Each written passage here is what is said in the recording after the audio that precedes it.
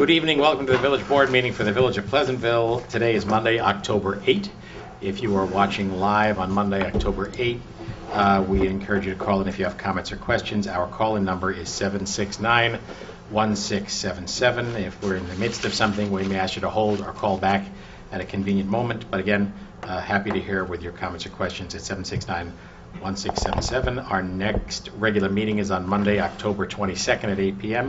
with a work session at 7.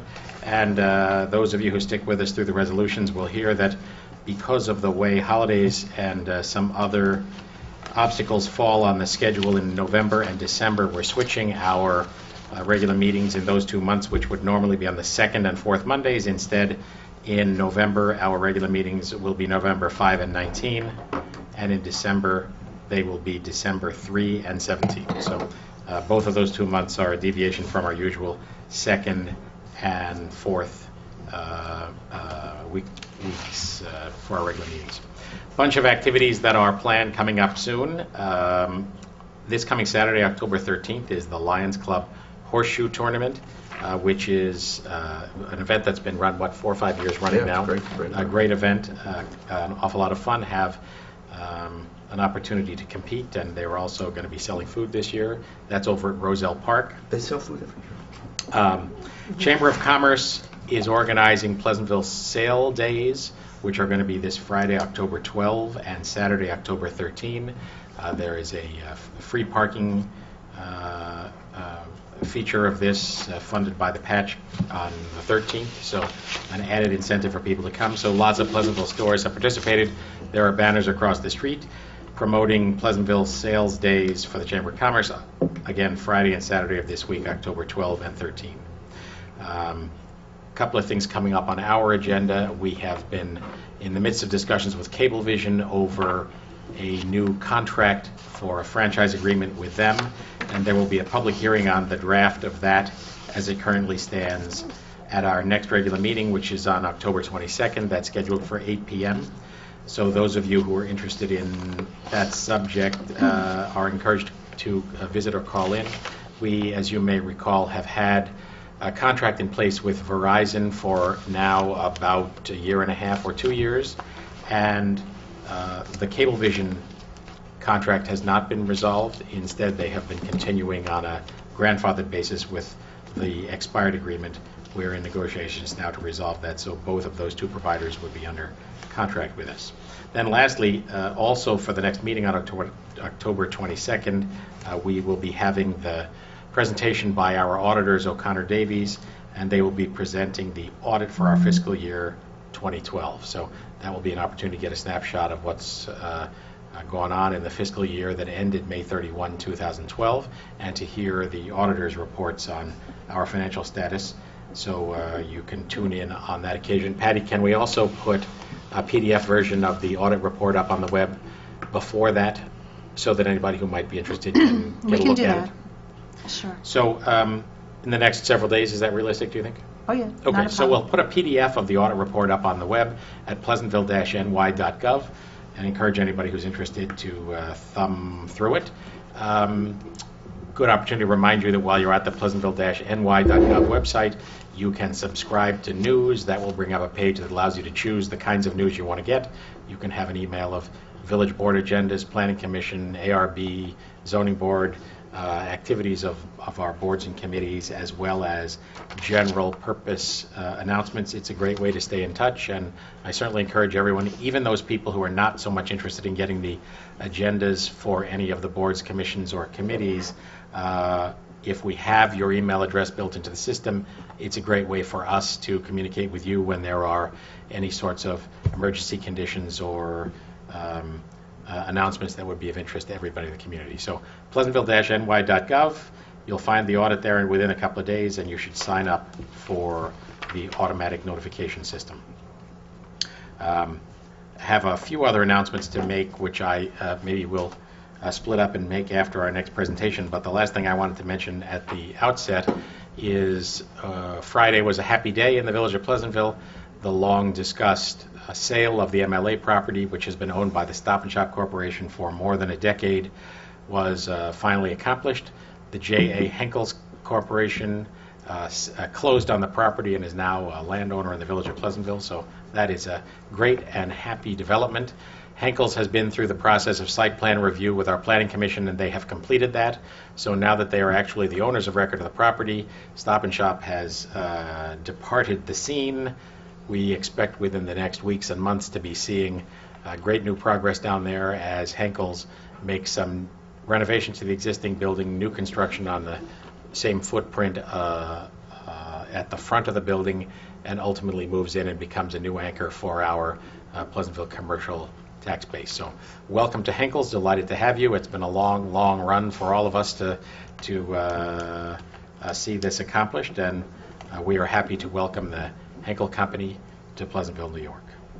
So I have a few more announcements that I'll make later, but in the meantime, we have a couple of things going on tonight. We're expecting State Senator Greg Ball to attend a little bit later on. He is not here yet, but we also have a presentation put together, or encouraged certainly, by our recycling and CAC committee on leaf mulching.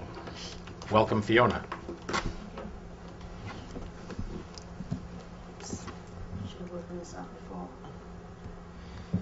We need to get out of. We need to get out of your way. Out of the way here.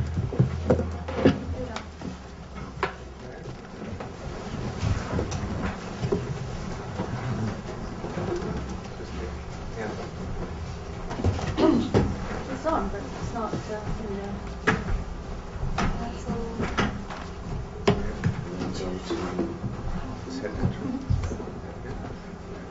Okay. Do I need to speak into the microphone? Yes, please. Oh, should I turn off these lights? Yeah. We'll turn them off, not on. Yeah. Is that okay for you? Yeah, that's fine. Okay, great. Yeah. Good evening. Thank you for having me. My name is Fiona Mitchell. I'm with Bedford's Leave Leaves Alone organization. It's a leaf mulching initiative, but tonight I'm speaking on behalf of Love 'em and Leave 'em, which is based in Irvington, New York. They started out of there, but they're now have a grant from Westchester County to spread the word to municipalities and county residents of the many advantages of mulching leaves rather than the traditional method, the methods that most of us are using now, which is to move them off our properties and dispose of them, sometimes out of state. So we maintain, and we believe that leaf mulching has many advantages. It's better for the lawns and gardens. It's better for the environment, and it's costs significantly less, and is a big time saver. So I'm just going to go over a few points about that. I don't know what your costs are in Pleasantville associated with leaf removal, but you can see here that there are massive costs to municipalities. In Bedford, we don't have a line item, but we know that it takes 7 municipal workers 5 weeks of doing nothing but removing leaves. In that time, they're also driving 7 vehicles, so there's a lot of costs associated with that, not to mention environmental costs. You can see Irvington is costing $130,000 a year, Scarsdale $742,000 a year. And the county is also incurring a lot of expenses by subsidizing, by paying contractors to dump their leaves with the county rather than putting them in the garbage. And then the county then composts the leaves and gets them back into the whole gardening system. But it costs about between $3.2 and sometimes up to $4 million a year to do that. And we're all paying for that as county residents. Leaf mulching is really getting some traction. There are about 15 communities in Westchester County either actively mulching leaves or looking into it and encouraging their residents to do so. In Bedford, our municipal workers switched over to mulching last fall. A little bit reluctantly, I have to admit, but they graciously admitted that it was a great thing, and it saved them a lot of time. So they're much more enthusiastic mulchers this fall.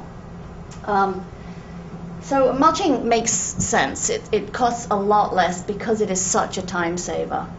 And it's also, it's a time saver for landscapers too. So I'll go into some reasons why that is. One of the big disadvantages of treating leaves the way we do so now is these massive piles that we get every fall. In smaller roads, it blocks the road, so it's a hazard. It blocks sidewalks, it's dangerous for kids walking to school. Generally, they get in the way. They clog drains. There's a lot of expenses incurred in clearing the drains with the municipal workers. And of course, there's the flooding problem that happens as a result. When leaves decompose on a hard surface, they release phosphorus. And those go straight down through our drainage system. And this is what happens to our waterways. We get this, the algae bloom, which causes eutrophication and basically kills any aquatic life, which is not good for the reservoirs. Plus, it doesn't look very pretty. The noise. Leaf blowing is noisy. We are not advocating getting rid of leaf blowers. They have a very real purpose in commercial landscape management. But one of the great side effects of mulching leaves is that you actually need to use leaf blowers less. So the noise is significantly reduced. Leaf blowing is also very detrimental to topsoil. When you blow your leaves, you're also removing a lot of topsoil. And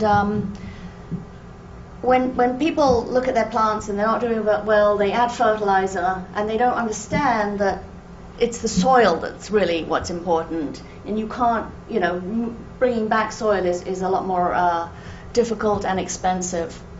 Plus around here, our maple leaves are really under a lot of stress. With climate change, temperature, they're really on the edge of their zone where they do well.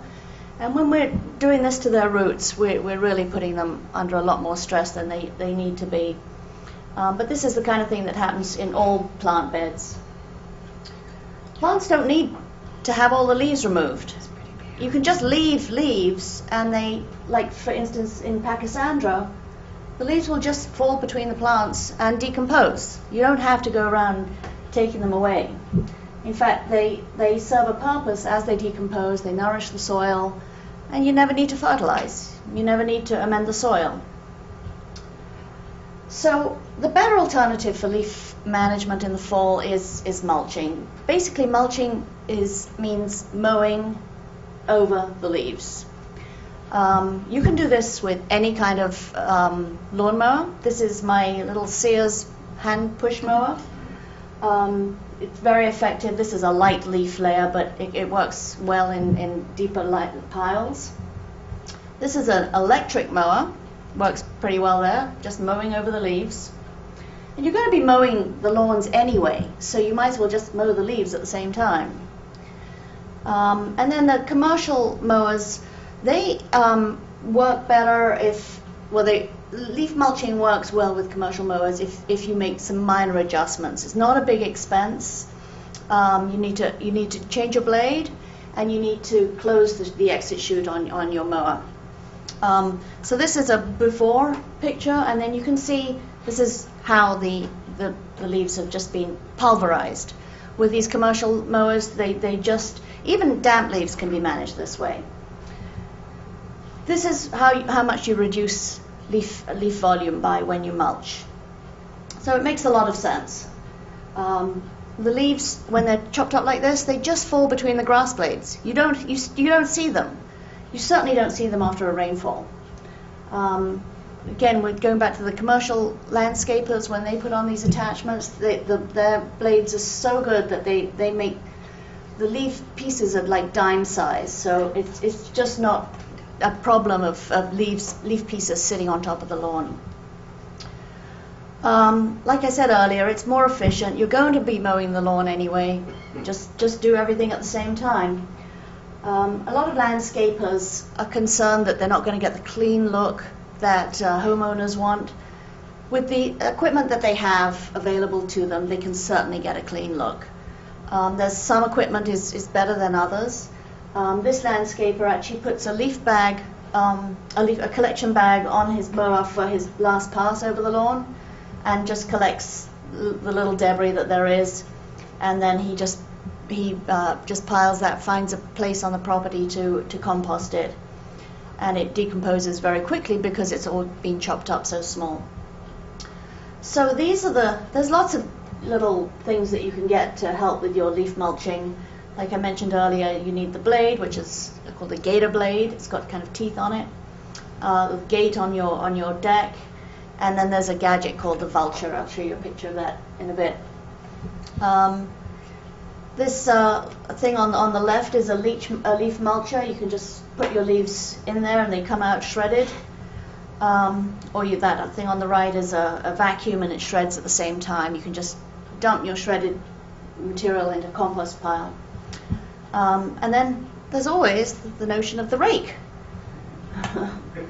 And then we have great faith in Mother Nature, who of course perfected this whole system eons ago.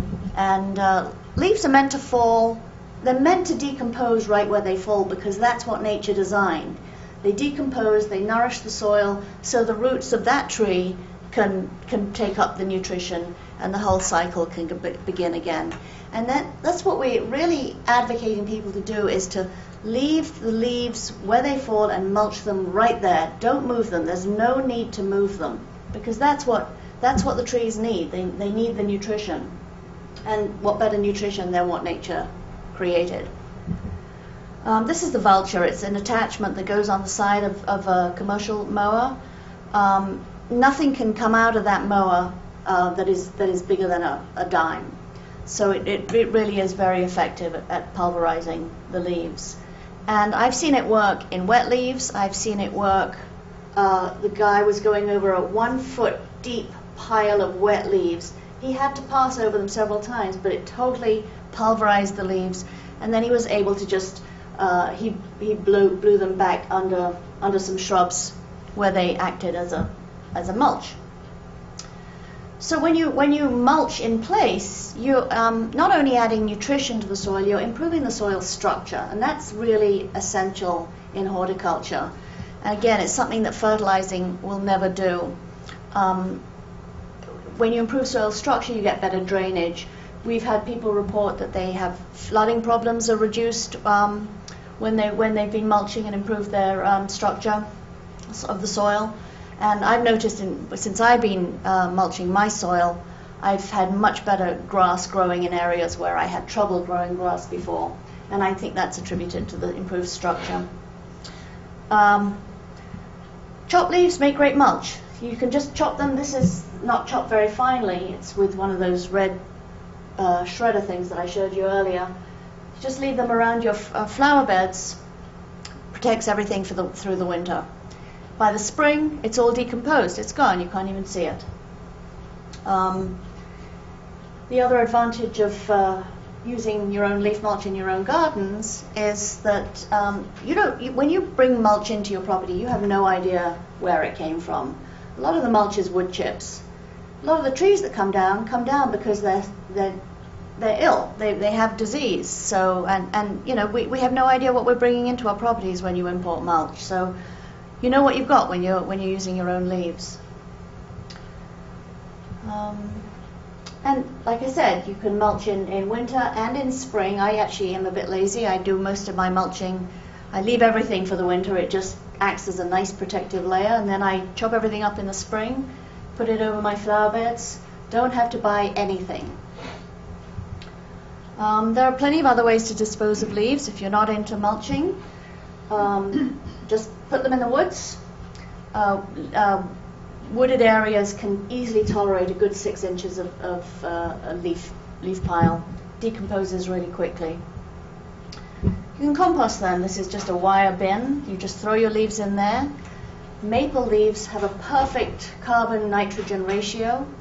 They decompose very quickly. A pile like this, if it's kept damp, it'll be good compost by, if you put it in the fall, by July you'll have compost. Or you can do the more labor-intensive composting, which is the 3-bin method, just by turning everything. And this is what you get, leaf compost. It's fabulous. It's what people pay a fortune for in the garden centres. You can make it at home. Anybody can do it. And leaf compost is weed-free. No weeds at all. And, of course, it's free. So that's it. There's plenty of information online about leaf mulching and all its various benefits. Love 'em and Leave 'em has www.leleny.org and leaveleavesalone.org. We have a ton of information and very happy to answer any questions or anything. Thank you. Good job.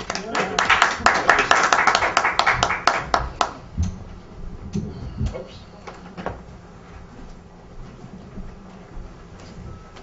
You make it sound so much nicer.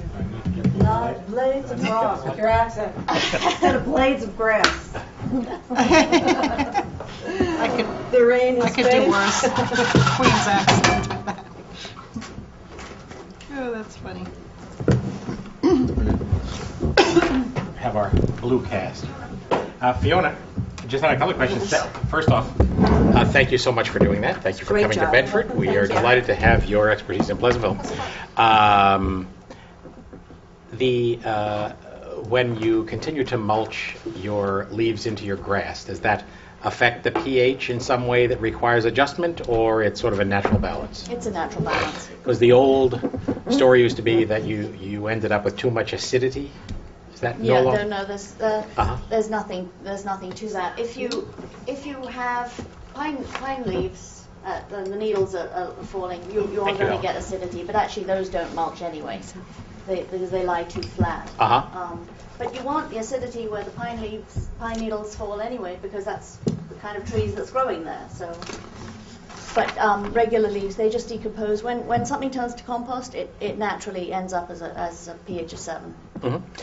So that's appropriate for grass and flower beds and shrub beds and Yep. pretty much anything. Depending what you're growing. Yeah. But yeah. The other thing I wondered, you indicated that you could mulch a pretty thick layer of leaves into your grass. Is it advisable for people to, say, mow a little bit more often during the fall to try to keep up with it? Yeah. Once you get this many leaves, you're in trouble. How does that work?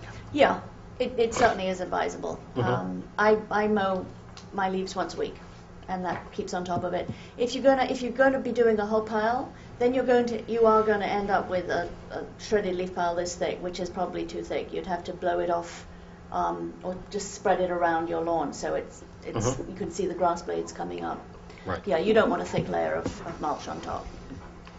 So, go ahead. What's the response from professional landscapers doing this? When they do it, they can't If they- believe that they haven't been doing it all these years. We had a landscaper change last year. The vulture, that piece, it costs about $350, so he was a little leery of doing it.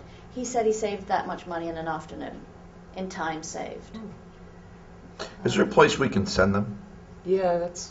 To buy the stuff? No, to understand this, to because get the biggest informed. pushback that we get in all this conversation is from the professional lawn Right. people are saying, "Oh no, you're going to put us out of business." This whole song and dance. Right. Some of it hysteria, some of it, there are costs involved that we need to be respectful Well, they don't of. understand it. Well, Right. I don't Right. think that they're so opposed to mulching as they were to not having to be, I think a lot of them are going more towards mulching. Right. They're a little leery of change. They've been doing Yeah. it this way for so long. We Love 'em and Leave 'em and Leave Leaves Alone. We run programs and demonstrations. We post them online when we're having them. There are several coming up around the area. Is the leleny.org, does that have a section for professionals to go and look at and say this is what you need and these are the rough? So they need a gator blade and they need a vulture. It sounds like. Right. So the combined cost of that is whatever. Right. Like not more than $500. $400. Yeah. Yeah. So I mean, I think that I don't know their website too well, but leaveleavesalone.org has a page for landscapers. It's very clear. The county Okay. has something as well. I think county? the county has them on their Love 'em and Leave 'em page. Yeah, I'm sure they Because have. they issue the licenses to the landscapers themselves. So Yeah. I thought I remembered that they were doing something like that. And our website, the Leave Leaves Alone website, has a list of all the vendors that sell the equipment.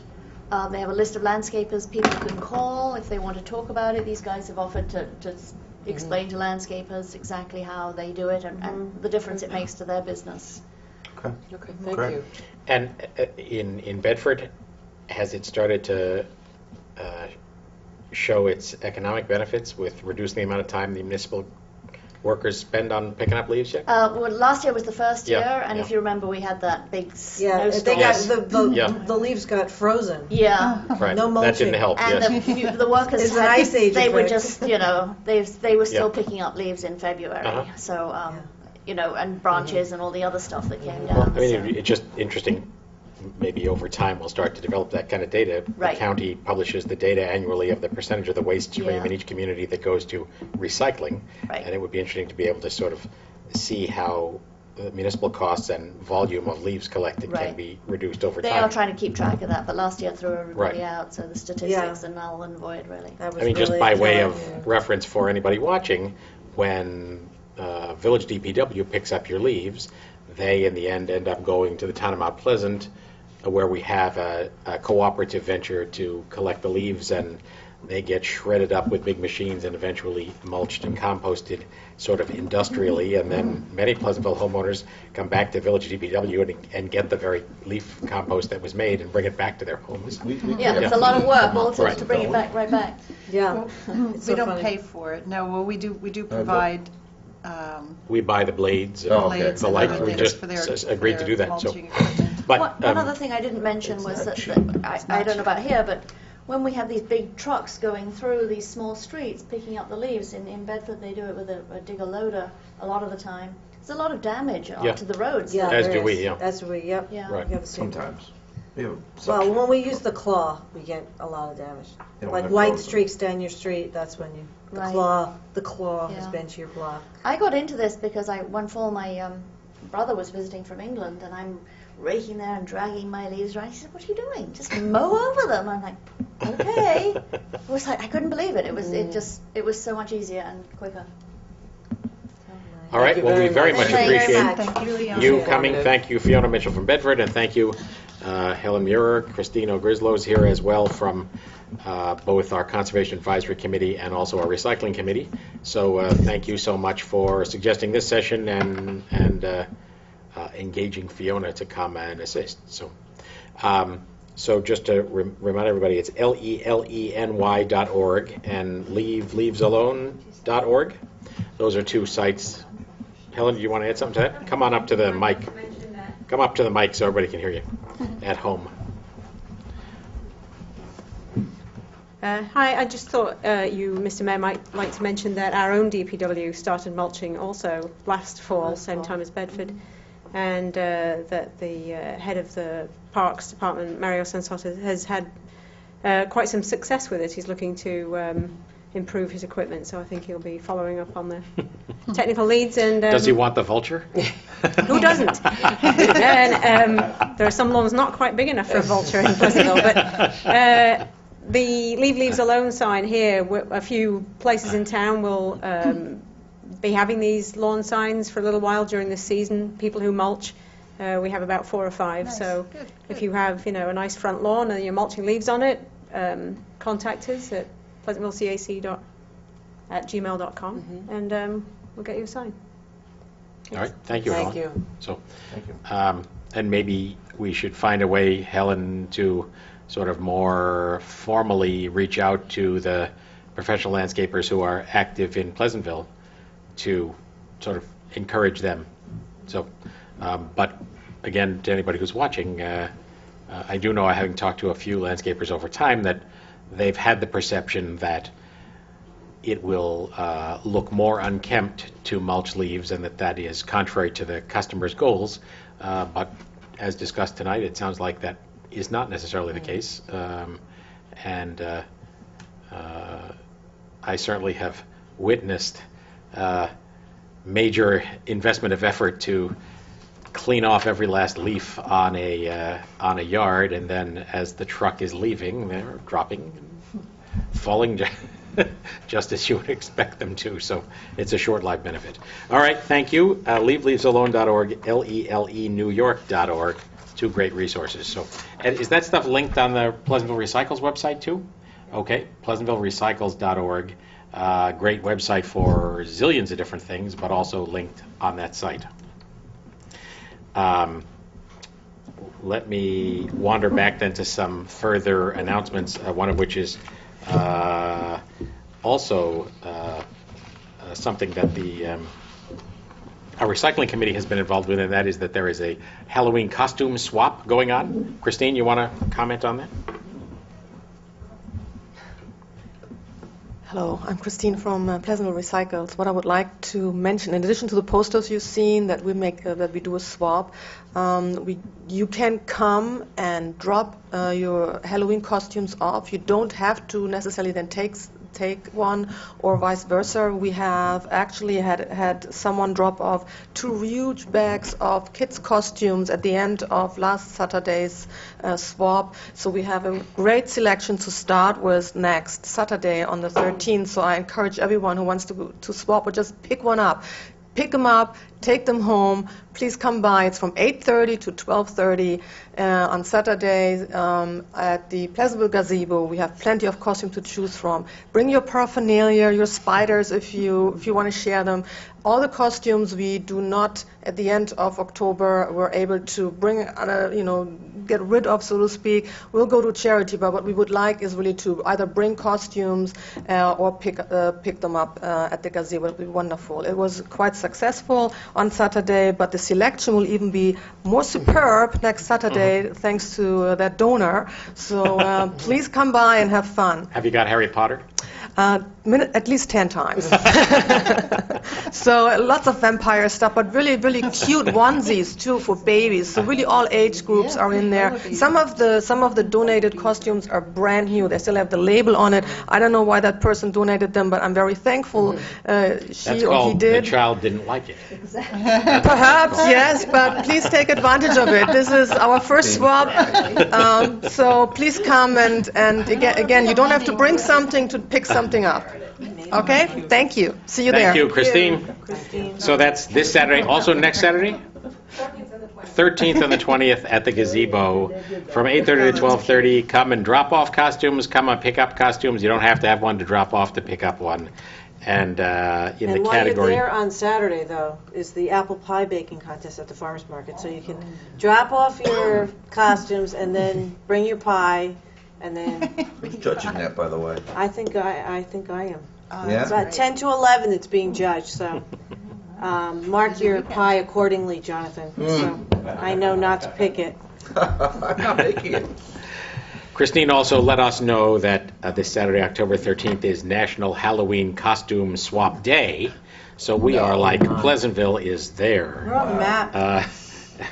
And we'd have never known had it not been for Pleasantville Recycles. So thank you for that. And it's a great thing and a great, nice little bit of synergy with the farm market. Yeah, quite a group down there this Saturday. A lot of people I saw. Just one of the myriad reasons that you should be in downtown Pleasantville on the weekend. Saturday mornings. And add to that, as I mentioned earlier, that this weekend, Friday and Saturday, are the Pleasantville Sales Days. So there's a whole lot of stuff going on and a whole lot of good reasons. Can I add something? Please do. This Saturday also, the Rotary is having their pancake breakfast. It's from 8 to 12 noon at the Pleasantville Middle School. So please come out and support that as well. A couple of other things I wanted to mention. Some of you may have read in the newspaper an article about some residents that are just outside the village of Pleasantville, but who received Pleasantville water, who were aggrieved by a Village of Pleasantville bill to repair a water main break. And maybe I'll ask you, Patty, to just shed some light on that. The bottom line is that we supply water to a variety of customers who actually are not within the Village of Pleasantville, and that's kind of an accident of history about the way the water pipes work. So Yeah, that's fair to say. We have the right to sell water outside of the incorporated limits of the village. Those sales need to be sold, that water needs to be sold, though, to areas that are recognized as water districts by the City of New York. And when they are recognized as water districts, they typically are constructed with all proper infrastructure that the Department of Health would approve, and they would extend from our system with meters and the like. But prior to, this becoming a real formal procedure, villages were allowed to sell water notoriously to customers who would ask. And we're talking 75 or more years ago, these in things the being established. 1930s, 40s, Right. 50s. And there are certain areas outside the village where people connected to our water system with their own individual water laterals or with small mains that are now substandard. And over time, those mains have either collapsed or become heavily tuberculated with, deposits from the cast iron of the mains. It's like an and- inside baseball term, tuberculated. Yeah. That means clogged up by That is rusting gunk, correct. right? And those lines need repair, and when they do need repair, the people who are serviced on those lines have to pay the cost of those repairs because they're not public mains, and it's not public infrastructure. So on occasion, when they collapse or when they break, people who were sharing from that source of supply get billed for those repairs, and that was a story that was in the paper maybe a week or so ago about people who had to share in the expense of a repair.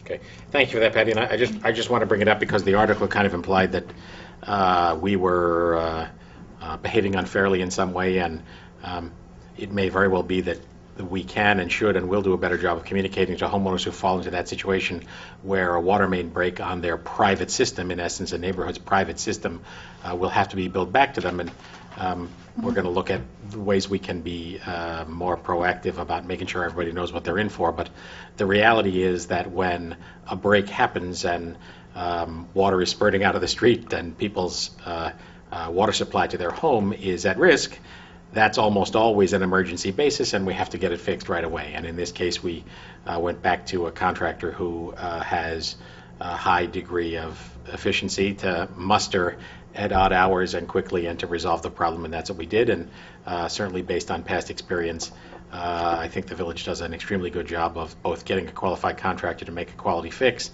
but also to do it as cost effectively as we can. So certainly it's not the sort of situation where we have a couple of weeks to sit around and send out multiple bids because a water main break has to be resolved. Water is escaping and causing all kinds of problems for everybody. So what I'd like to leave everybody with is certainly, we can reach out to some of the homeowners who are affected by that to make sure they fully understand it, but that we're doing what we're legally required to do, and far from abandoning those homeowners. Instead, I think we're looking after their interests, recognizing the fact that the real resolution for neighbors in that situation, that is receiving water from the village of Pleasantville outside the village boundaries in an area that is not districted, is to go through the long and somewhat cumbersome process of trying to become a water district, and then in the end, for those neighbors to collectively share the bond cost over a period of time to upgrade that system to the standards that would allow us to connect to it in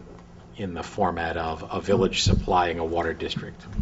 Have I got that right, Patty? That's correct. And part of that process It's for not them, that- it's if not they're easy, though. interested in, it's not an easy process, but that they would need to go to the town, not the village, to start the process, and the town recommends it to the county, and then it goes through the county system of 12,000 departments before it gets approved, and then it has to come back to the town. We would not be in that process, so if homeowners are interested, they need to go through the town of Mount Pleasant first. Right. So, and again, most of these areas in question are actually outside the village village lines and in the town of Mount Pleasant. That's right. Anyway, a few situations is actually pushes even beyond that. So I may have mentioned once before, but worth reminding everybody again that the state controller's office released the figures for next year's pension. The bottom line being that in our case, the increase in the pension costs are going to go up again by double digits, and give or take 10 or so over 10 to 15% overall increase in costs. That is amazingly good news as compared to the increase that we've confronted in some past years. But those pension costs continue to rise. At the same time, the determination has been made that next year's tax cap will remain at 2%. The way the tax cap reads is that it will be either 2% or the rate of inflation, whichever is lower. And in this case, the rate of inflation was about 2.9%, and therefore the tax cap will be lower than the rate of inflation, and that obviously presents some issues for the local community. So that's the report from the state on Albany, and we'll have lots more to say about that over time as we start to grapple with the preliminary look at next year's budget, which we'll start to do in the later fall and then be doing earnestly in January, February, March. One other Chamber of Commerce note, the Chamber of Commerce recently put together a program of ribbon cuttings when new businesses come into Pleasantville and would like to avail themselves of a ribbon cutting opportunity, and we've done a few of them so far. Just this week did 2 ribbon cuttings, one at the new restaurant Miyabi at 25 Wheeler Avenue, run by Andy Lynn, and the other at Bistro 162, is it, or 160? 142? 146? Thank you, Sarah. Thank you, Sarah. On the ball there, Sarah. The space that was the former Nevea in the old village, right to the left of Michael's, is now a new bistro and seafood grill. Looks like a great new place that will be serving both lunch and dinner 7 days a week. BYO. And so they're waiting for their liquor license. So but it's BYO. 2 new restaurants, and we cut the ribbon for them last Friday. Both the Examiner and the Patch were there for both of those events. So delighted to see those 2 new businesses arrive, and also delighted to see the kind of cooperative venture going on between all of our news agencies and the Chamber of Commerce. So I've eaten at both. They're both very good. Yeah. I will tell you that the bistro in the old village was a particular surprise. He's doing a very good job with what he's got up there. And if you like fish, I can highly recommend both. The bistro in particular, only because it's different than what you might otherwise expect. So you're off salads now, John? I'm not off salads. They do a good job with salads. that was your evening's restaurant review from the Village of Pleasant. 5-star for both from Trustee Cunningham. While we have been making these announcements, I see that State Senator Ball has arrived and would be pleased to invite you to the podium. Welcome to Greg Ball, State Senator. Hey guys, how are you? Thank you. How are you? Good to see you. It's a pleasure to be here. You make me hungry, I'll tell you that. Mindy Brewer, how are you? Nice to see you. How are you? Nice to meet you. Good to see you. How are you doing? Good, how are you? Stay here on salads too? We have a second easel if it's... Nice to have you. Need a second easel here? I think one is all right. Okay, good. I just want to make sure that you can see what I'm looking at. How do we do this? What's your suggestion? You can pull it back. You can pull a podium and mic forward if you'd like, whatever you'd like. This? And Yeah. Is this we'll okay zoom like in this? on Do you want- that too, Senator. We can zoom on. That's fine. Or we can Yeah. do it over there. That's fine. We're fine. No, this is fine. He's going to do. That's okay. That's Yeah. okay. It just, Yeah, we can see. okay. Cool. Okay, well, first, it's a pleasure to be here, and I will, out of respect for your time, and I appreciate you taking the time, I will try not to sound like the Micro Machines guy, but I will go as fast as I possibly can. Any questions that you have, please do that. Through that the redistricting process, about 50,000 new constituents that I received, and our offices are already working together. But certainly, I'm here to help. Look forward to helping on any number of ways, from grants to legislation. When you look at the previous 2 years, I was in the Assembly for 4 years.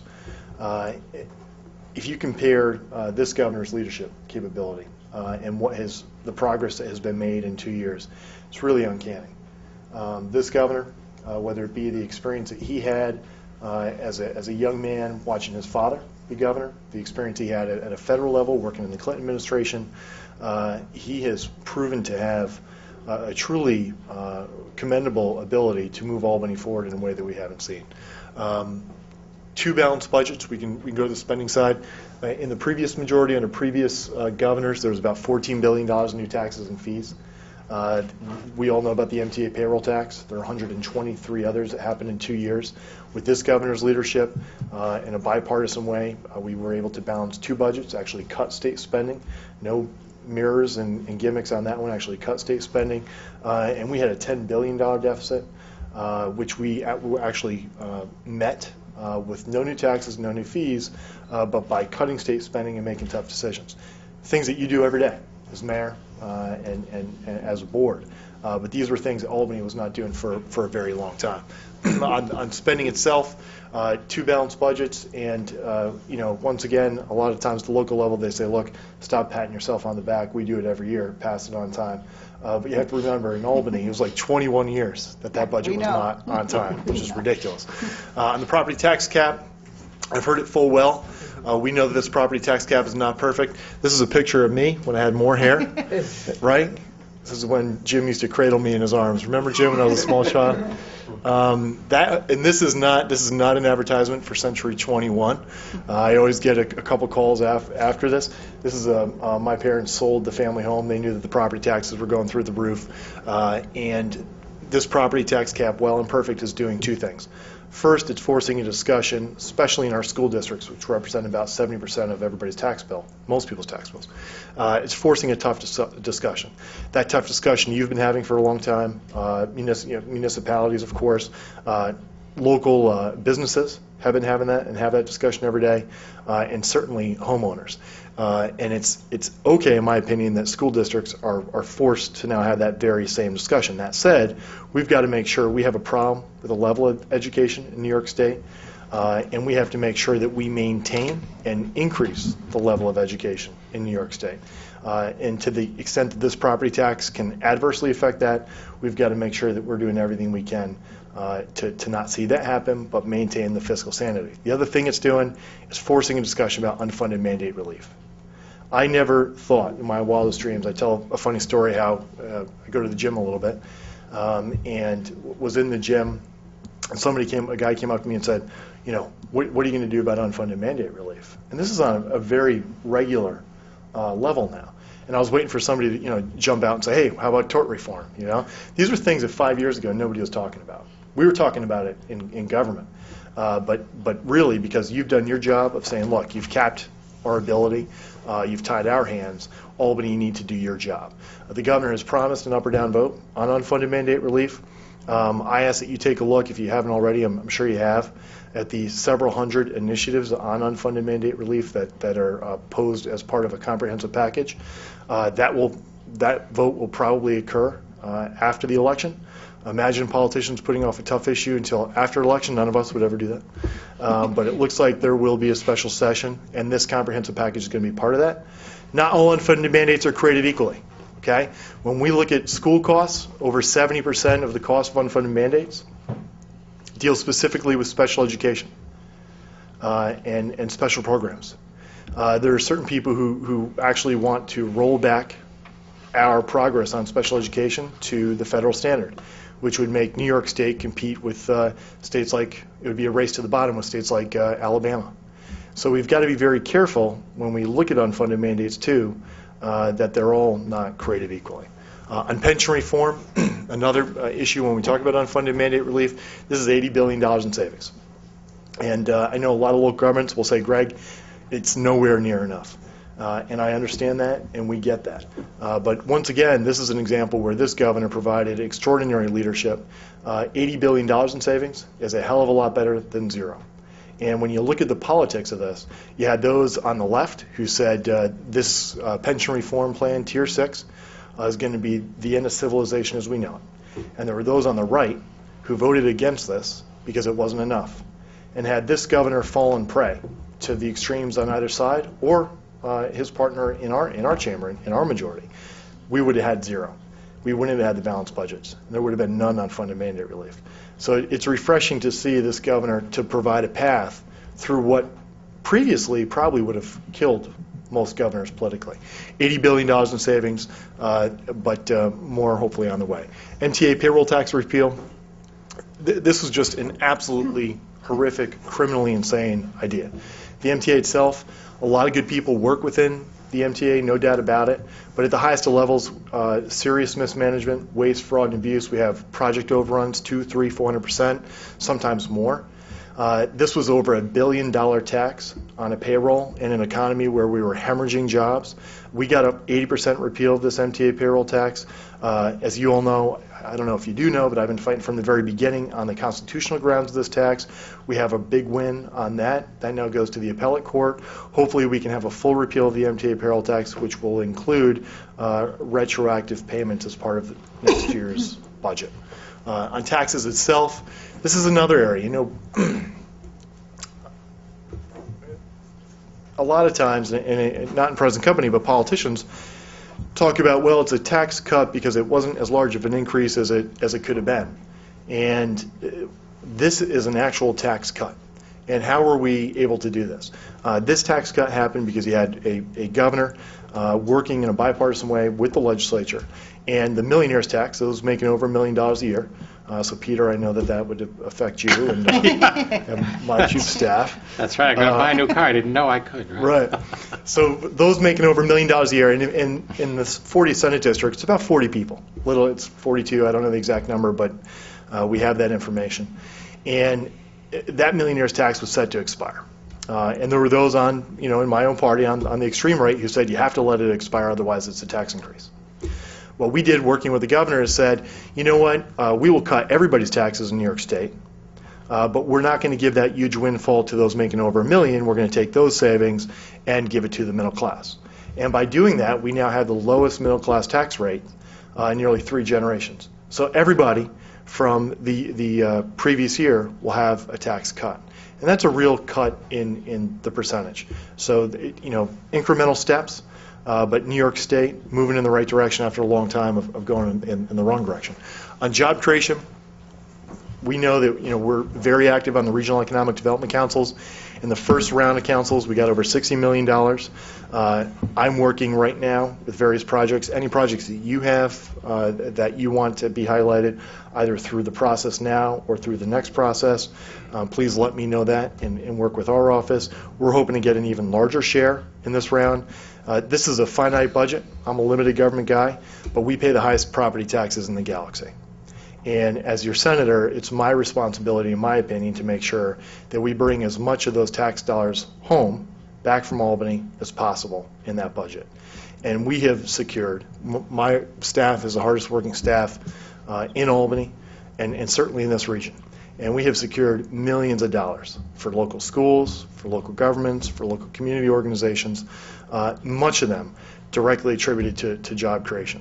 One of the big things we're working on right now, we all know about the Tappan Zee Bridge. The Tappan Zee Bridge, people talk about it being transit ready. The George Washington Bridge was built to be transit ready. It's still transit ready. But there's a difference between doing something and making sure it's done right. So what we're working with the building trades, with labor, to craft public-private partnership legislation, which they have in over 35 states. We live in the capital of capital. Many of you probably commute there. People watching commute to the capital of the world. Right now in New York State pension funds, so the men and women that work for a living, like my family, many of our families, they have dirt under their fingernails, their back are tired.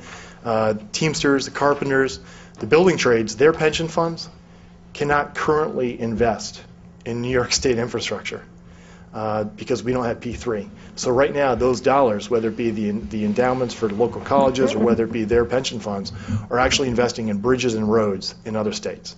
It's criminal. It's ridiculous. So we're working with, many of you may know, the Construction Industry Council, Ross Pepe and others, Eddie Doyle from the Teamsters, to try to craft this legislation from the very beginning that is labor-friendly and that it will allow us to do the Tappan Zee Bridge, but finance it without debt financing, without putting it on the taxpayers, without putting it on the ratepayers, and get it done. That legislation itself would create 50,000 jobs in the immediate region for that bridge, but would create hundreds of thousands of jobs if properly implemented. And it put some people to sleep when I talk about it, but this is the type of stuff that truly excites me, because really New York State should be a leader, and we're not. And one small change like that can make a huge difference. We'll go. Sure. Yeah, we can do this. Right now, another example. You have on both sides. You have one side saying, "Look, let's increase the minimum wage." The other side is saying, "Let's cut taxes on businesses." How about we do both? How about instead of trying to fight each other, say, okay, if we're going to increase the minimum wage, let's go ahead and do that. But let's also make sure that we provide the tax incentives and tax cuts to small businesses specifically, so they can then incur those costs and expand. And we've put this package together.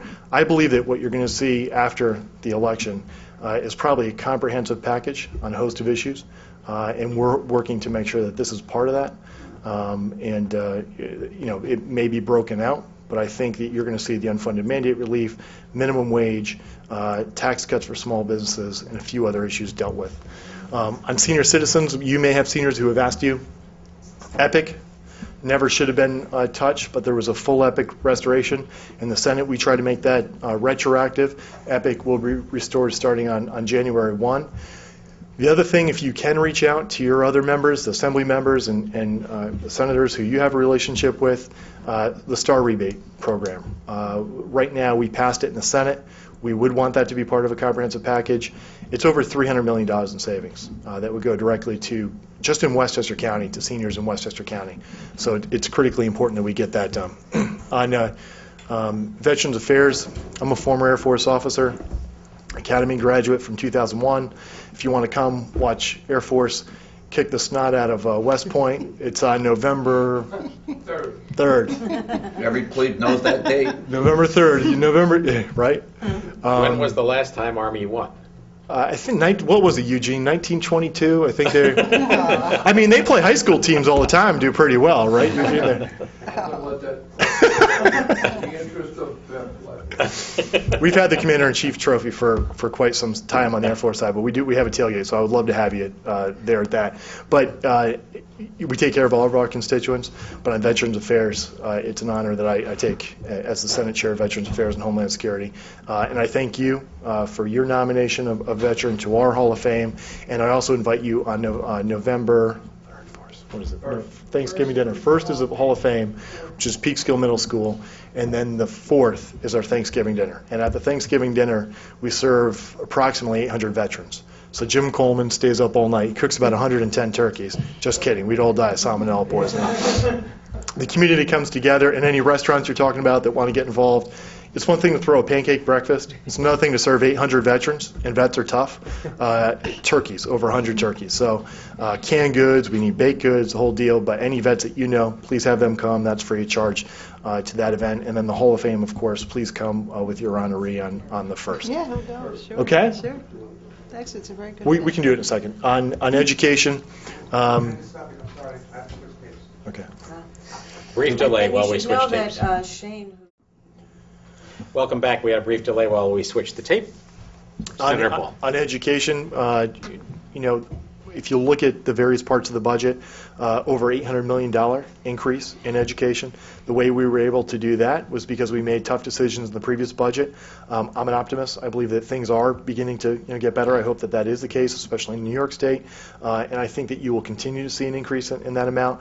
We've brought back, my office working hard, over $1.2 million for school districts in my district, and I can tell you that I will work with the new school districts in the Senate district to deliver those dollars. And I ask that the superintendents who haven't reached out, they do that. Principals, any community members, please let me know if you think that there are projects that are necessary, because we're putting those lists together right now. We have various advisory councils for people who are interested in getting involved. As elected officials, we all know that we get calls at 10 o'clock at night, 8 o'clock in the morning, and people have really good ideas. And I learned early on to say, that's a great idea. Will you please come on my advisory council and help me get it done? And 9 out of 10 people run away. And then 1 out of 10 actually say, yeah, I'll do that. And we've done some neat stuff, whether it be on the Veterans Advisory Council. The Thanksgiving dinner is completely run by that Veterans Advisory Council. On our Women and Families Advisory Council, I'll give you an example. We found out through a conversation with Carla Horton. I don't know if you're familiar with, but she's very involved with shelters and on domestic violence, that at the 180-day point, victims of domestic violence were getting kicked out of shelters because of the reimbursement rate. And this was a bill that was languishing. So I worked with Assemblywoman Amy Paulin, who I don't know if any of you know, but she is a tremendous advocate for any issue that she gets behind. We got it done in the Assembly, we got it done in the Senate, and we got it passed. Another one that we dealt with, there's a little girl named Hannah Devane, and she lives in Yorktown. She has eosinophilic disease, which took me about 2 years to even be able to pronounce. But simply put, she can't eat food. So her condition, her body rejects food as a pathogen, and she has a very violent reaction. So that necessitates a life-sustaining formula. Long story short, the insurance companies, which are always so much fun to deal with, refused, even though she comes from a family completely covered. Her father is in the NYPD, a captain, I believe. Her mother, Jessie, was a nurse. Thought they had great insurance coverage. And as they went back and forth, some bureaucrat in the insurance company finally said, well, if you put a feeding tube in your daughter, we'll consider covering it. Now this girl, if you want to see things that drive me through the roof in my office, it's things like this. So we went back and forth. It's been about a 5-year fight, 6-year fight. We got that bill passed in the Senate. The insurance lobby is now doing an all-out assault to try to kill it in the Assembly. This is another bill that we're working with Assemblywoman Paulin, so we feel confident that we're going to be able to get it done. Two industries I deal with that are extremely tough to deal with, and it doesn't mean there aren't a lot of good people working in them, but big insurance and then oil and gas. And it's a near daily fight to take those industries on. And if you see the power and the money and the lobbying in the system to try to kill even good things, it's extremely eye-opening and unfortunate. On the environment, I'll just be frank on this. I've taken a lot of heat, specifically on the issue of hydraulic fracturing. It's done me, as far as from a political perspective, no good to take this issue on. It's put me at odds with my own leadership and certainly put me in the crosshairs of a very powerful industry. People need to understand this. This is an industrial process, okay? So it's a mechanical process. So just like your car doesn't always work, just like your washing machine doesn't always work, and just like we saw what happens in the Gulf when things go wrong. You're talking about high pressure hydraulic fracturing. Every time they frack a well, it's 8 to 10 million gallons. It's not water, like the industry would like you to believe. It's an industrial waste. And we all know, as elected officials, everybody has their own. There are various sides to many stories. And on this one, I would have people from the industry come, and they would say, look, you can bathe in the stuff, you can drink the stuff, it's going to create a lot of jobs, there are no worries whatsoever. And a lot of these guys are from places like Texas. I got along with them well. They look like people that would probably come to my trap shoot. And by the way, trap shoot is not where you put an animal in a cage and shoot it. Just I have to clarify that when I'm beneath the Putnam line. It's actually throw a clay pigeon up in the air. Nobody dies. And then the other side would come in and talk about the dangers of fracking. And they look like they voted against me about 3 times, in one day, if they had that opportunity. And I said, I got to figure this out. So I went to Pennsylvania. And I did see jobs and economic activity. Now, there are questions to that because a lot of those jobs are bringing in people from places like Texas and Oklahoma. And these are large multinational corporations that don't necessarily invest in the long term in the community unless it's within their political interest. But it did create jobs and economic activity. And then you certainly know the impact that you have on local roads with an industrial process like that. But what I also saw, I saw people's lives who had been devastated. I saw property owners who had either a diesel spill or a fracking spill, and they had a 90% devaluation of their property, and then they had to go to bat against a multi-billion-dollar industry, okay, and move out of their home. I saw fracking platforms and stations put up 200-300 feet from people's property out of view of their windows. I met with farmers, and I grew up on a little farm.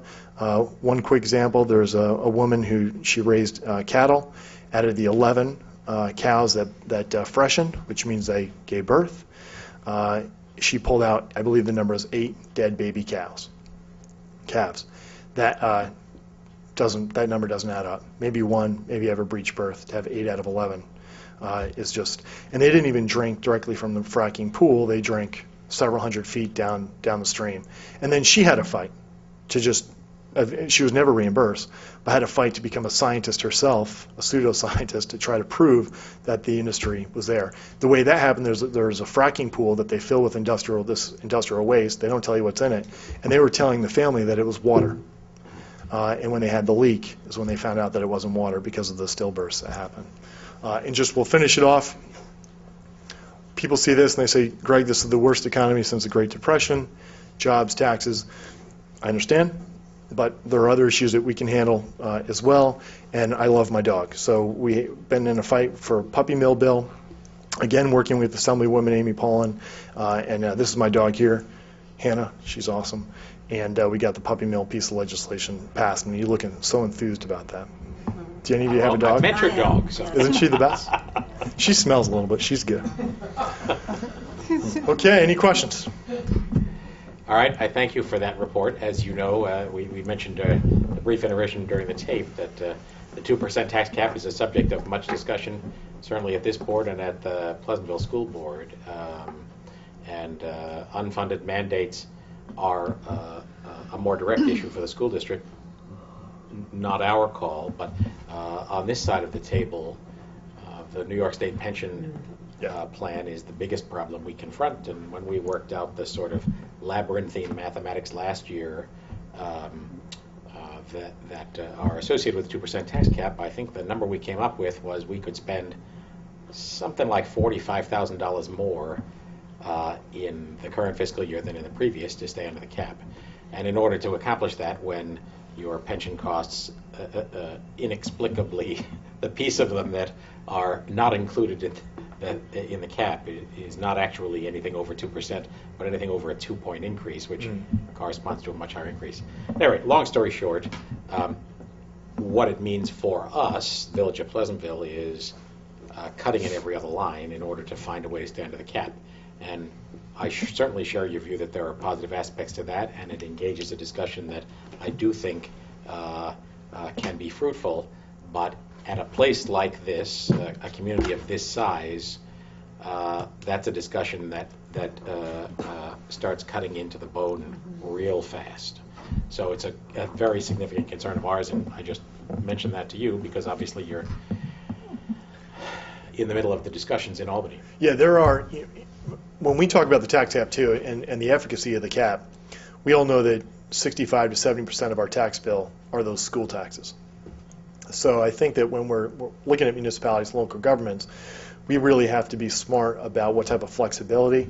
Even with pensions, it's possible to do a multi-year smoother to smooth out those costs as well. But I mean a multi-year smoother. We elected not to do that, as so many governments did. Yeah. I mean, in essence, that is borrowing into the future, kicking the can down the road. This is a community that has tried to be a pay-as-you-go kind of a community, and indeed we have a set of fiscal policies that we put in place a couple of years ago that seek to have us morph over time into reserve funds to allow capital expenses as a cash purchase instead of a bond purchase to reduce our bond indebtedness over time. And I think all of that is very clearly right-minded, nearly impossible to do in the current environment. So I mean, obviously, tonight's not the night to get into an extended discussion, but the piece of it that's of special concern to us is that in the context of the tax cap, especially in the context of the cap with spiraling pension costs that far exceed 2% and are still included under that cap, our capacity to make real change for the future, especially morphing to a reserve fund capital plan, is very, very, very limited. And so the question ultimately is, do we end up 5 and 10 years down the road with a series of stronger governments, or do we end up with a series of governments that are sort of emaciated and limping? So the option may not just be relief as far as that's concerned, because there may not be a relief, but maybe an exemption of that particular aspect of it from the cap completely, And you not could, just the difference. and you could see an exemption with municipality. There could be certain safety valves or exemptions allowed to local governments and municipalities that weren't to school districts as well. And, Right. and we have to, and then on the unfunded mandate relief, some of these things maybe should be dealt with in that comprehensive package as well. So I just asked too, as the next. I just think that there's a couple things. I think that the argument, the good argument that fosters here, the cap, I don't see it happening as much in Albany, because you guys did the easy part.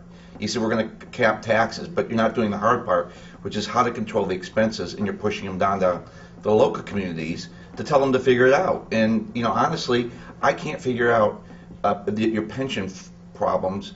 You put in tier 6 or whatever tier it is. 6. Many pensions it doesn't even apply to because they're non-contributory. So now we got to negotiate that out of the contract, which is expensive.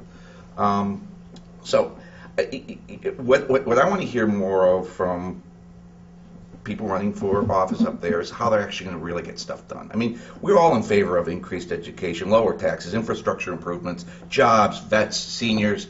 I mean, honestly, Senator, that's stuff that we all run on, I mean, and pay homage to. The problem that we have is doing the real hard work, which is either figuring out how to cut the costs to make out some of that stuff possible, maybe foregoing some of the millions that you garner, which have to be paid for somewhere. I don't know, but it's tough, and those are the discussions that I'd like, the substantive discussions I'd like to hear coming out of Albany, not all the sort of fluff that you're used to hearing of. The other area that is a real problem for us is the certiorari side of the equation. And quite honestly, we're not New York City. We aren't 90% condos and co-ops. And the condo and co-op issue, the preferential treatment of the tax code that they get, is killing us. I mean, they are able to come in and have assessed values and argue for lower taxes so that they're now at 20% of the market rate, 25% of the market rate which they're selling their condos at. So they're selling their condos at, $500,000, and they're assessed at $200,000 and paying taxes off that, which, when they're 10% of your housing stock, puts a lot of pressure on the individual residents who are already paying too much in the way of taxes. It's disproportional. It's not fair, and we need help there. A reassessment would be great. I mean, let's start there. We haven't had one in Westchester County in what, 30 years? Longer than that. 40 years? I mean, you can start to build when you start doing things that are actually rational, as opposed to trying to put Band-Aids and political fluff around, real issues. And I'm not saying that's what you're doing, and I commend you for coming in here. I'm just saying that if you really want to help, and very serious about helping communities, these are two big issues that we're all facing, and either one, we're going to veto the tax cap as though it doesn't exist, and then it doesn't nobody any good, or we're going to look to you guys to help us rationalize some of these. 22%, 20% was the average pension cost that you pushed down onto us last year. 10% this year. And if I ran a business like that, I'd be out of business in 2 years. And I don't mean to thank you for coming in. I don't mean to dump this all on you, but Well, I can tell you. honestly, and if you want to really get in the airport, don't go to worry, the school Jonathan. board. I'm gonna respond. But that's what's going. I mean, that's what's going on here. If you You want to met know Greg the truth. Ball, and he is here. Yeah. All right, his turn. Okay, Jonathan. First, okay, you throw around you. Okay, I've been. You, the pejorative you, Albany. Okay, well, when you're talking to a new state senator, I'm here to listen and to help. That's Okay. number one. Okay, I'm here because I'm your public servant, and until I'm not, that's okay too. But it's a relationship that has to be based upon mutual respect. Okay, and just like there are people who come in here and would go up one side of you and down the other on the way you run your municipality, it's easy to shoot. But if you look at the work that has been done, actually cutting middle class taxes wasn't easy. It's not fluff. It was not easy. It wasn't. And if the extreme right took over, they would have given the windfall to the millionaires. And if the left took over, the governor wouldn't have been able to give the package. Two balanced budgets that are on time, it may be easy for you. Albany couldn't figure it out for 21 years. It was actually early in our chamber. It's not easy. Finding $1 billion to repeal the MTA payroll tax with a delegation in the New York State Assembly that has 65 members from New York City, that ain't fluff, my man. That's real. Pension reform, $80 billion. When you have every union breathing down your neck. I know $80 billion may not be enough, and it's over a few years, and it's tier 6, and it's not going to happen for a while. It's a hell of a lot better than zero. Now, as your senator, I do care about seniors and puppies and veterans too. In fact, I care a hell of a lot about veterans. But that's not fluff either. And all I can tell you is that I share your frustration and your pain. I can tell you that if I was standing before you 3 years ago, your pain would be hitting a dead wall and a deaf ear, because we had a legislature that was unwilling to make the changes, and you had governors who, while tough and smart, couldn't move Albany forward. We have Governor Cuomo, and we have a working bipartisan partnership, and in me, you have somebody who I'll fight like hell for you, and I will work for you. And I've worked for communities that I lost 80-20. I've delivered hundreds of thousands of dollars to districts where we're not going to shift a single vote. So, we may be a part of different parties, during an election. If I had my druthers, we'd eliminate all political parties and allow people to run as individuals. And I can tell you that when my phone rings, it doesn't say Republican councilman or Democratic trustee or Republican mayor. I pick up the phone, I do whatever I can. So, and you have that solid commitment from me. And I hear it in the community as well. They say, look, taxes and jobs and this, and I just say, absolutely. But for the first time in a long time, some of this is going in the right direction. So you give me specifics, and I promise you, I will work with you and as involved as you want to get, as involved as you want to get on these issues in my office. I'll have you there. I'll set up the meetings with the majority leader, with the speaker. MS4 maybe not is a huge issue right here, you tell me, but that's an example of an unfunded mandate that we're working up to the north to get millions and millions of dollars in the next budget. And as far as on this tax cap, to allow you more flexibility to do your job, I'll be an advocate for you. And it doesn't mean we're going to agree all the time. If you agree with me all the time, check yourself into a clinic. But we don't have to agree all the time. And the issues you bring up are good issues, and I'm happy to work with you on it. But just please don't think that what has gotten done has been easy. Because quite honestly, I don't know how Governor Cuomo has shifted Shelley Silver in the Assembly. Because I watched another governor, Elliot Spitzer, who, you talk about tough and smart, Elliot Spitzer was tough and smart. And even before all of his personal issues, he folded during that budget process to Shelley Silver. So I don't know what it is, what magic dust this governor has, but thank God he has it. And I hope the jar doesn't run out, and it is moving in the right direction. So your mandate relief package that you spoke about, Yep. that won't be moved on until after election day. How far has that gotten? Is it in committee? Right now, the governor set up an unfunded mandate relief council. There are members from, two members, Senator Martins and Senator Little, who are on that from our side, from our majority. And they have taken our input, and I'm happy we can continue to take more. There are several hundred items that council now has. The governor has promised an up or down vote on those. So hopefully that'll be part of a special session. But I'll give you two examples. I gave you the special education example. Another example is on busing. Okay, they want to eliminate busing for private schools or Catholic schools and otherwise. And I've been very active saying, that's one of the only tangible benefits that parents who send their kids to private school get. So that's one example where I'm going to be trying to protect that tangible benefit that parents have. So I can get you the list. Some of them are $2 million, some are $1 million. Some of the big ones, like steps and lanes in Triborough, are much, much more. But they're a much heavier lift as well. But once again, if you look towards pension reform, that $80 billion, there's not another governor and another legislature that I've seen in recent history that would have gotten that done. So if there's ever been a time to tackle some of the big stuff in this upcoming big package, because when that package comes down, and you don't know what else is going to be in it, there are going to be things we like and things we don't like from both sides. So it's just art of, and I ask for your input to go through that and say, this is a deal breaker, please. Doesn't the governor have a mandate relief council as well? Yes, he does. Is that the same as yours? Or Yes, is we have appointed members You just have appointed members on there. Right. It's like Did I'm they in have the, an issue meeting? Didn't they not meet, or they? they've met and the recommendations are there, and honestly, they've taken tens of thousands of recommendations into that So- council. so The issue once- is that there wasn't an up or down vote before this. So they still, once they decide, they still have to, all those things have to go through a committee process, right? There will be a three-way agreement. There will be a three-way agreement between the governor, the majority leader, and the speaker. So we're not talking any action really, until it goes through this process for what, 6 months, 7 months? There's really... From election day. No, I mean, the process is, the ideas are there. Some of them are political third rails and will be taken out. And some are political third rails and will be considered more deeply.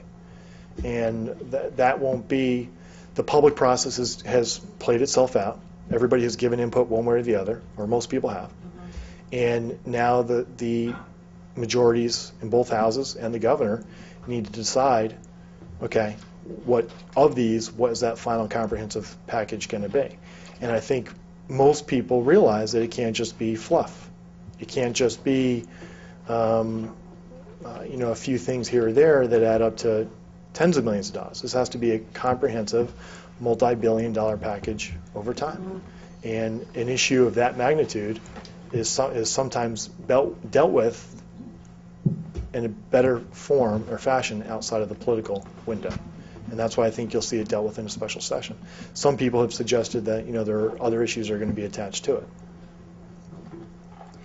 I thank you for that summary and certainly share your view that politics is sometimes the art of the possible and you can't let the great be the enemy of the good. So I certainly appreciate that message and much appreciate your coming to give us that update. I certainly, as you come to know Pleasantville better, hope you realize that this is a place blessed in many ways, and some of the things we argue about are things that other communities only wish they could have a chance to argue about, but nonetheless it's a place with a lot of very deeply committed, very civic-minded people, a high degree of involvement across the board in all kinds of civic activities, and a board, and I refer not just to this board but the boards that have preceded it, very, very much focused on working to create a long-term durable future for this great place. And we a few steps ahead of Albany. We don't have Republicans and Democrats. And that, I think... We need that statewide. And what did they say? And that has made all the difference. So I would be in favor of just taking it off the ballot, whether you're a Republican or Democrat, just put the name on there. Exactly. And other states have done that. Well, to the trustees and Peter, to all of you, I'm here. So use me, put my staff to work, best chief of staff anywhere, and look forward to seeing you at the... You guys will leave your cards. So many kudos. You got Something's coming. Something's coming. Yeah. Something big. Do you want?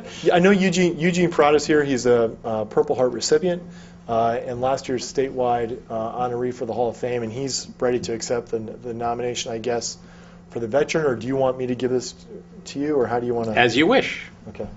Sounds like a Purple Heart veteran is the person that should receive it. You want to join me? Sure.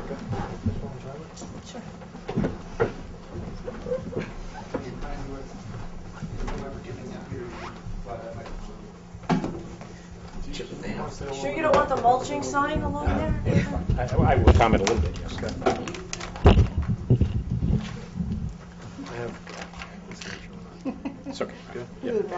So we put together the statewide Hall of Fame. This is our statewide honoree, Purple Heart recipient. We don't hold it against him that he likes the wrong football team.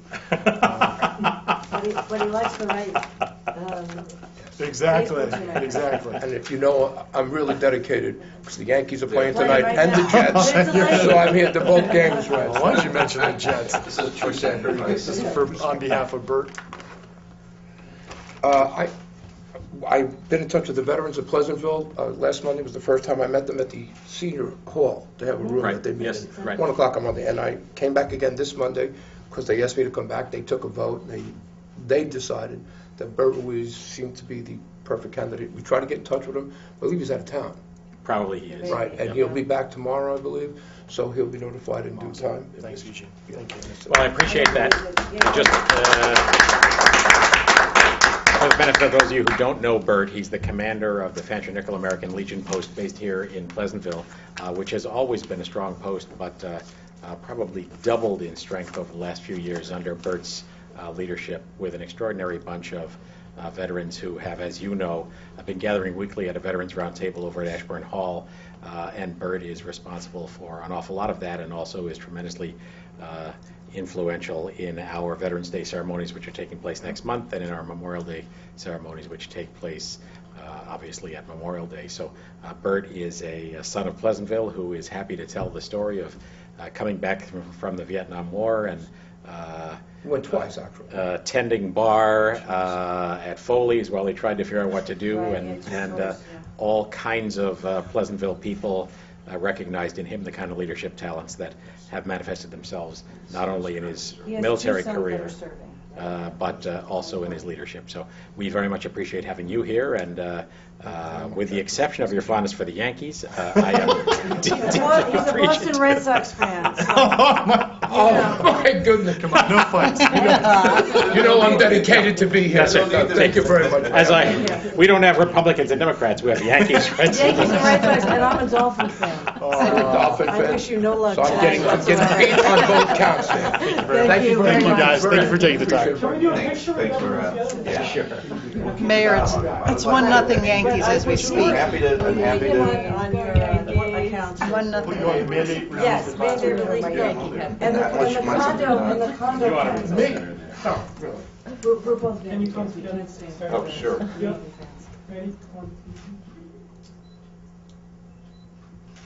Go Yankees. They're delayed, I don't think. I won't hold Jets. it. Jets are tied. Actually, my son lives in, Nice to see you, Senator. Great job. Thank you. Great job. Nice to meet you. Good luck. We'll be around. Oh, she's beautiful. And I have some, little. She was. It was sweet. Bring your dog to work day. It's What do you want me to fantastic. She's smart. You want us to, we can get that to Bert, or you guys want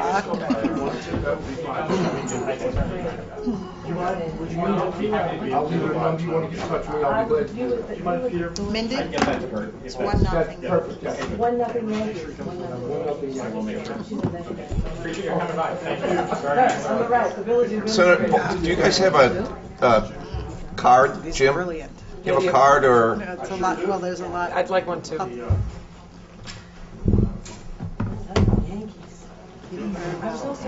Perfect. Whatever you're. Did you think? I mean, he Yeah, really is yeah. a good command of the facts. Yeah. Passed a lot of these out to these veterans already that I met, but if there's anybody else. Okay, great. All right. Great. Great, thank you. Very much, nice to meet you. Good seeing you. Okay. Nice job. Here you go, Mayor. Good job. Thank you. If you need to get in touch with me for any veterans, All right, top AA. Okay. Thank you. Great. Thank you. All right. Appreciate it. All right, take care. Great. Thank All you. right, Use take one of care. those. Okay, Good luck, great. Jen. Thank you. Good to see you, too. You've got a busy month ahead of you. Good luck. Yeah, Good to see you. I got cards here. Appreciate it. And you have the, yeah, thank you. Take care. Which one? I got, Thanks for being here. oh, I got Jim Coleman. I got one. I have Jim Coleman. I got another great ball. I have a great, and you, It's like I'll Monopoly trade you a great ball for. Sold. Now, are we Thank still you. on? We have a little break.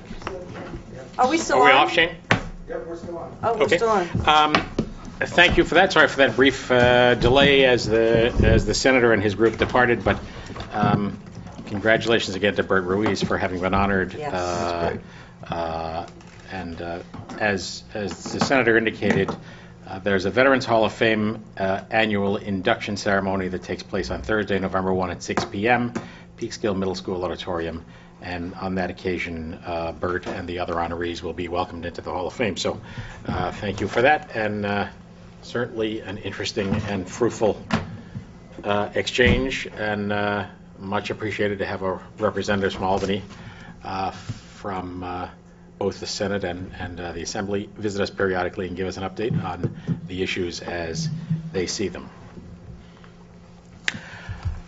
Any other announcements before we go to the No, let's go. resolutions? Okay. Got a lot of game fun 184. Resolve the pre-check register dated October 8, 2012, covering check numbers 73580 through 73722 have been reviewed, and they are hereby approved as listed below. From the general fund, water fund, capital fund, refuse fund, pool fund, trust and agency fund totaling $207,030.76. Is there a second? Second. Patty, on page 2, Better Home Sewerage, this replacement fire hydrant under insurance recoveries. That's exactly what that means. Yeah, We're getting we'll it get that back? money back, yeah. All right. Somebody hit a hydrant, that happens. All right. It does happen. We didn't hit it. All in favor? Aye. Motion approved. 185, Mindy. Resolved that the Board of Trustees has reviewed the minutes of the meeting held on Monday, September 24th, and they are hereby approved. Is there a second? Second. Are there any comments or corrections? No.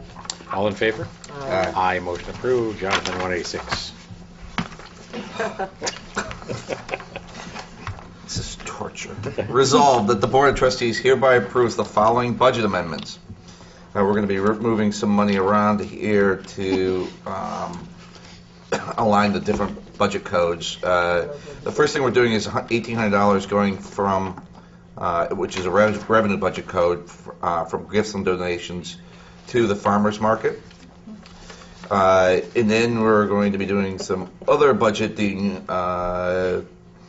transfers for garage maintenance, street and lighting, central technology equipment, contingency and water administration, outside services to various other accounts for a total of $40,622.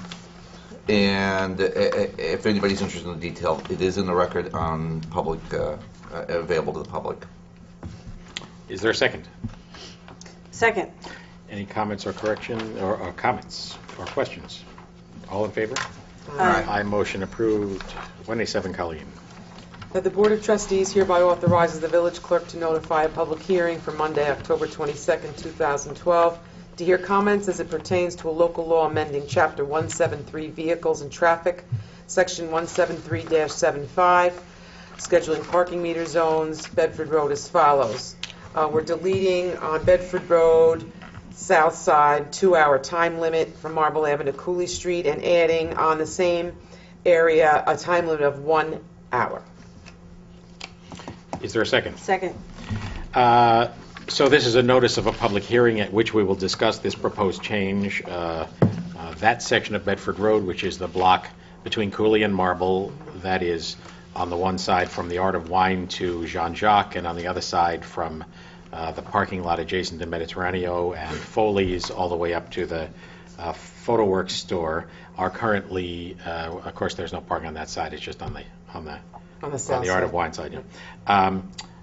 Currently 2-hour parking, that's the only on-street 2-hour parking at meters that we have. Everything else is either 1 hour or in a few cases 12-hour meters, so and a couple of 15 here and there. So the suggestion has been made that we establish a consistent 1 hour everywhere, the intent being to have a reasonable turnover of parking in the course of the day, and hopefully to benefit all the businesses that are affected.